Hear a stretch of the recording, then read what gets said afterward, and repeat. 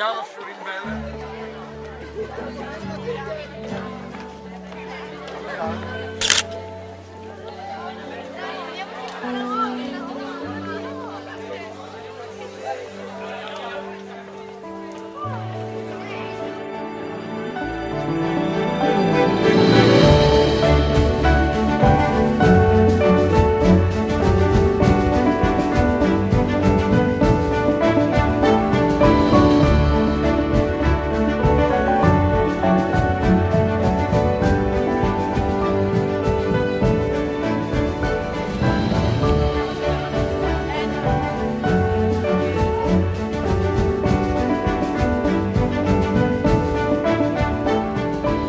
I luoghi parlano, ci raccontano cosa è stato, ci interrogano su cosa sarà.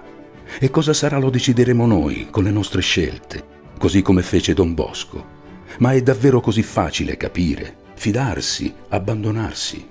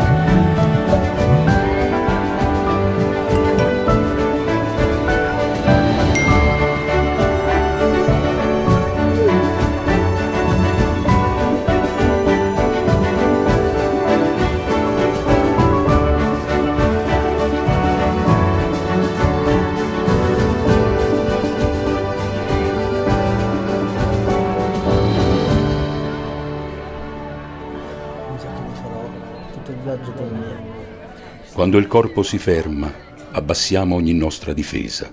Quando la mente si svuota, siamo pronti ad accogliere. Quando nessuno parla, è lì che parla Dio.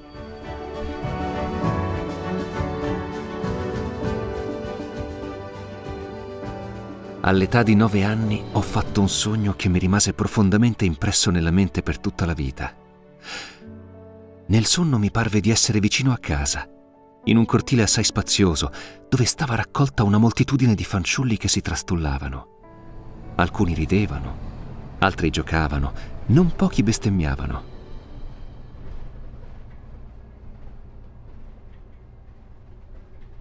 È colpa mia. Lui non c'entra niente. Se io non avessi... se io non facessi...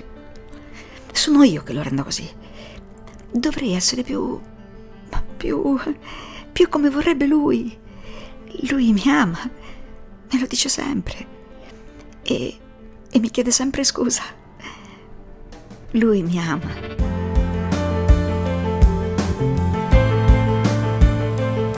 Sono io che sono sbagliata. Lo costringo a essere come non è. Mi ama, devo cambiare. Mi ama. Nel sogno dei 9 anni di Don Bosco, i ragazzi sono straordinariamente veri. Sono i ragazzi che abbiamo incontrato in questi 200 anni e che ancora incontreremo. Hanno storie, hanno problemi, sono un gomitolo di contraddizioni.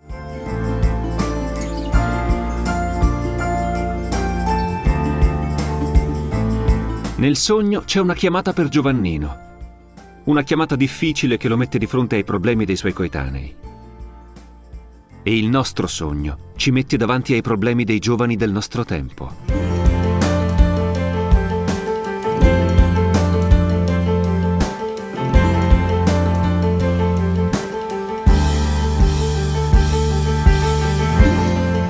E quel non con le percosse del sogno ci interpella e rende più che mai necessario andare incontro ai giovani e alle giovani.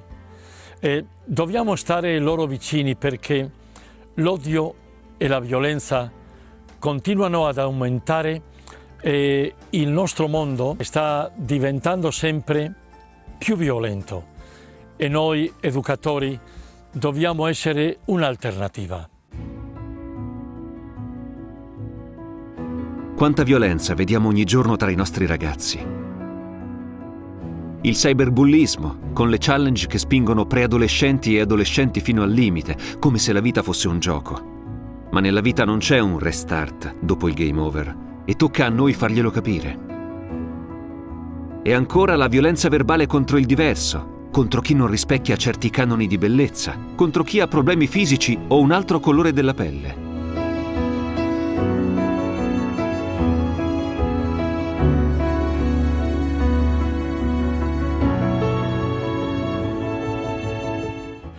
Noi, come famiglia salesiana, siamo chiamati a intervenire. Ci chiama Dio e ci dà la maestra per farlo. Una madre che ci prende per mano e ci dice: guarda.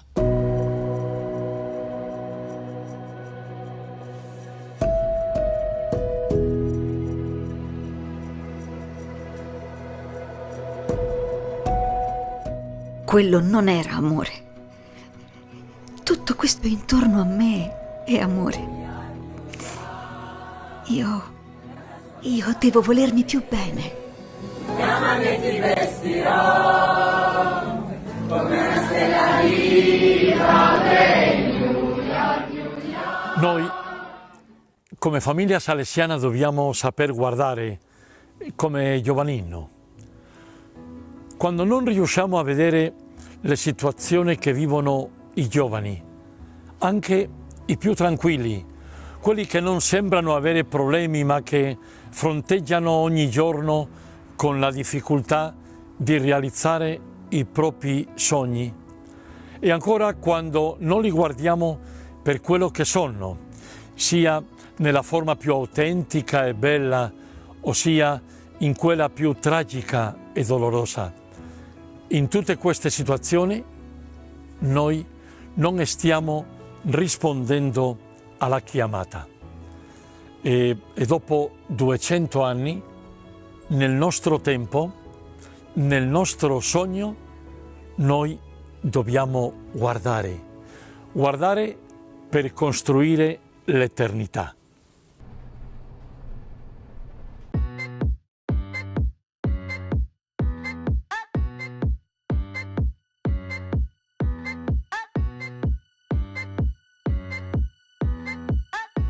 Le dipendenze innescano un vortice dal quale non si esce. Le dipendenze innescano un vortice dal quale non si esce. Le dipendenze innescano un vortice dal quale non si esce. Le dipendenze innescano un vortice dal quale non si esce. Le dipendenze innescano un vortice dal quale non si esce. Le dipendenze innescano un vortice dal quale non si esce. Le dipendenze innescano un vortice dal quale non si esce. Stop. Impara. Questo è il secondo verbo che ci dice la maestra del sogno. Dobbiamo studiare, provare a capire, imparare. Così diventeremo umili, forti e robusti per affrontare tutte le difficoltà della vita. Imparare vuol dire essere forti, ma non si parla di forza fisica. È una robustezza che è resilienza, ovvero la capacità di non lasciarci scoraggiare, di non lasciarci cadere le braccia come segno che non si può fare nulla. Imparare vuol dire studiare il male del nostro tempo, ma anche imparare un modo e metodo per educare. E il metodo è tutto nel sogno dei 9 anni.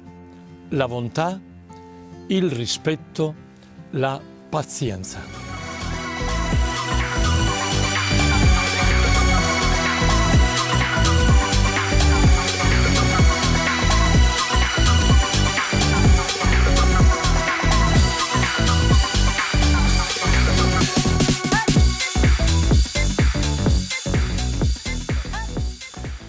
Non poche volte i giovani vengono influenzati da sogni degli altri che spesso diventano i loro incubi. a volte dei genitori, dei gruppi di amici, oppure dei condizionamenti della società. E questo provoca in loro un senso di sfiducia che li blocca. Non ne parlano con nessuno e se anche non cadono nelle dipendenze vivono senza sogni, convinti di non essere mai abbastanza e che in questa società per andare avanti bisogna scendere a compromessi e che il futuro non esiste, esiste solo il presente. Ecco perché occorre esplorare con gli stessi giovani i loro sogni, con la consapevolezza che per ciascuno Dio ha un sogno, un progetto pensato, desiderato su misura per noi da Dio stesso.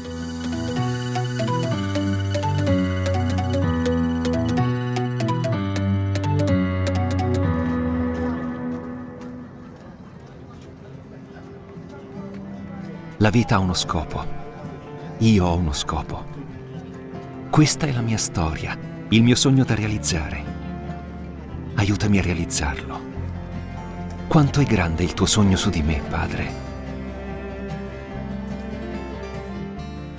Scegliere, sognare, decidere sono tutte cose che implicano assumersi una responsabilità. E tutto questo fa paura. Ma tra le espressioni che ricorrono maggiormente all'interno dei testi biblici c'è sicuramente questa di non temere. Dio ci dice non temere. Ricordo che San Giovanni Paolo II ripeteva ai giovani: non abbiate paura. E io dico a te, ragazzo, non sentirti inadeguato.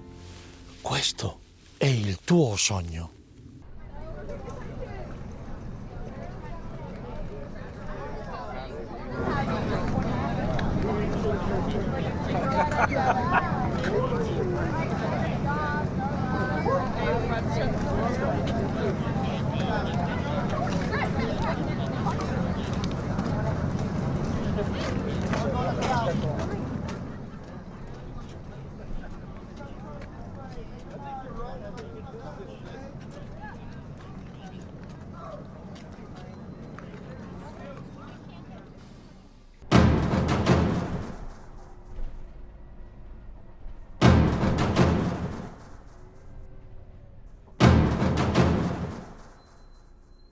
La povertà crea sogni di cui essere schiavi.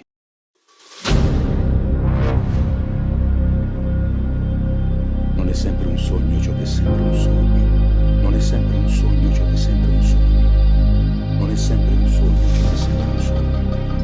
Non è sempre un sogno ciò che sembra un sogno. Non è sempre un sogno ciò che sembra un sogno.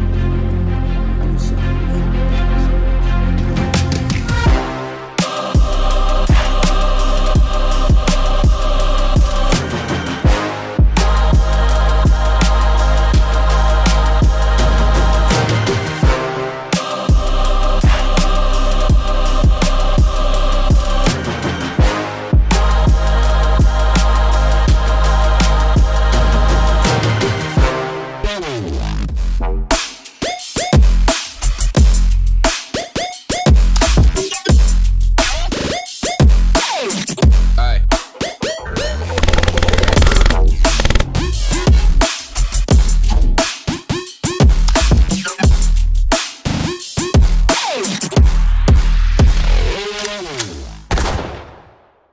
sogno. Non è sempre un sogno ciò che sembra un sogno.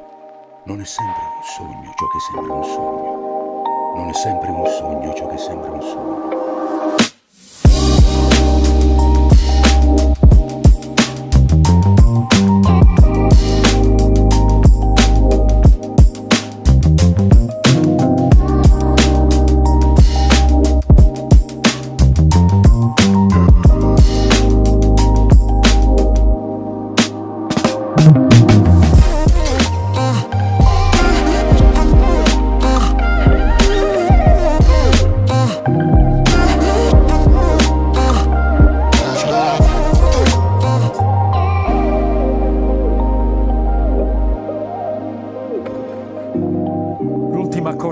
che ci dice la maestra è: sii paziente, dai tempo a tutto, dai tempo a Dio.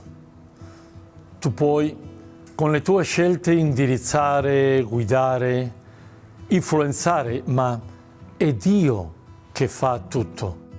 L'espressione renditi umile, forte e robusto, alla quale già ci siamo riferiti, serve anche a noi per superare la tentazione di abbandonare facilmente la nostra chiamata o di attendere passivamente che tutto avvenga.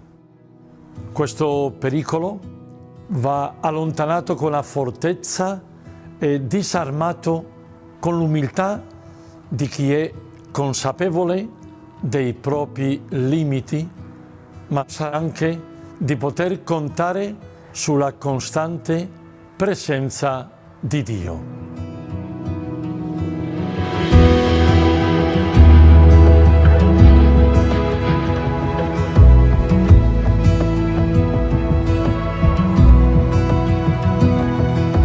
Viviamo in un tempo che ci mette di fronte a piaghe sociali complicatissime. Ma pensiamo davvero che ai tempi di Don Bosco le povertà portassero meno problemi? Ieri i ragazzi erano costretti a rubare, oggi sono costretti a spacciare. Ieri avevano in tasca un coltello, oggi una pistola. E quello che dobbiamo fare noi oggi, quello che possiamo fare, ce lo insegna ancora una volta il nostro padre Don Bosco. Metterci accanto, dare un'alternativa, aiutare a fare la scelta giusta.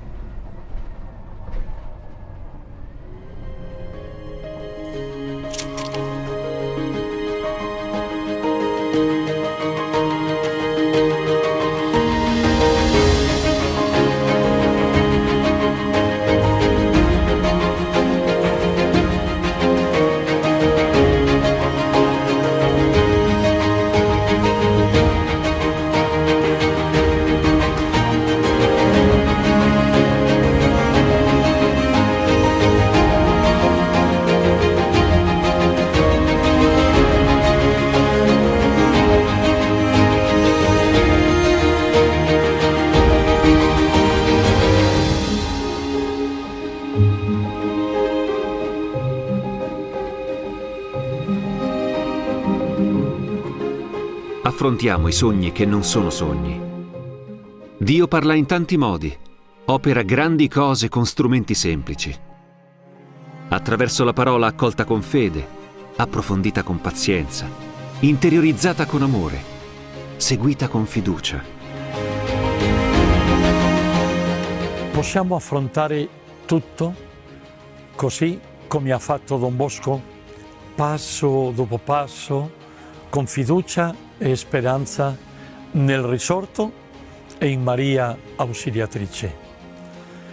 Non siamo soli, non saremo mai soli perché abbiamo bisogno degli altri per costruire noi stessi e il nostro sogno. Fidiamoci e affidiamoci.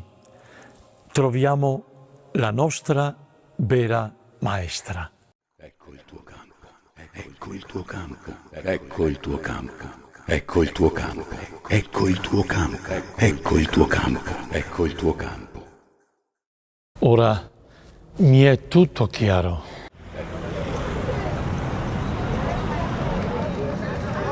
Il sogno non finisce, il futuro non finisce.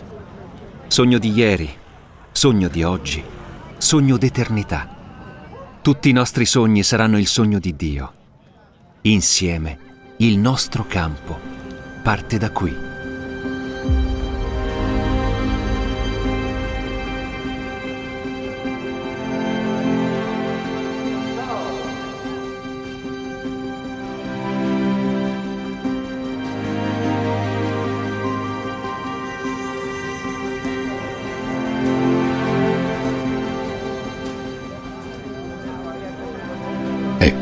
il tuo campo.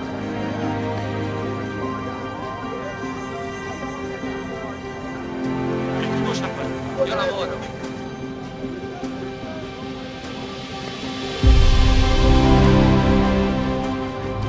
È ora di andare, è ora di sognare, di trasformare il mondo incominciando dai giovani. È ora di costruire l'eternità.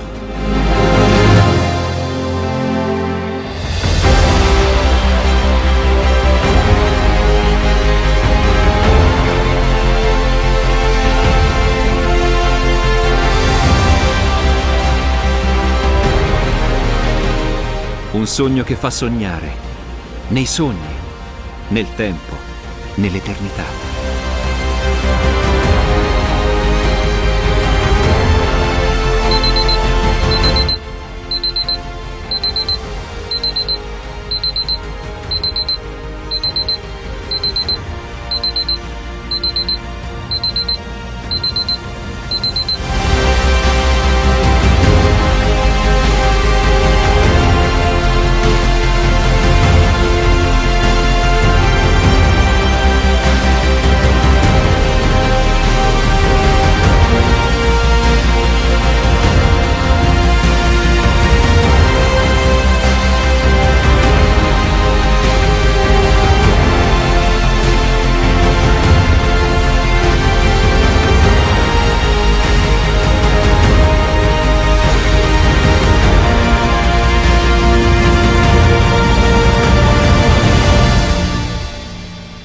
È vero che sarà l'ultima, eh?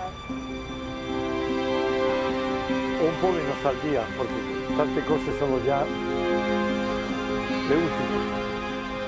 Ciao ragazzo!